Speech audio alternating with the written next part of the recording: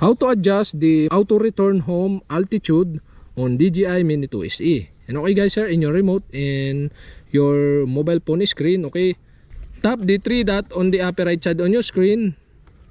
And okay guys, sir, in menu, go to safety.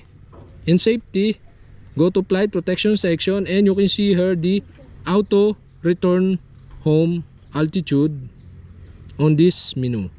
And the auto return home altitude is set into 40 meter. So you can adjust to the right or high the auto return altitude to the right. So for example, I set into 75 meter. So if you want to reduce the auto return home altitude, okay, you can adjust to the left. So for example, I set into 35 meter.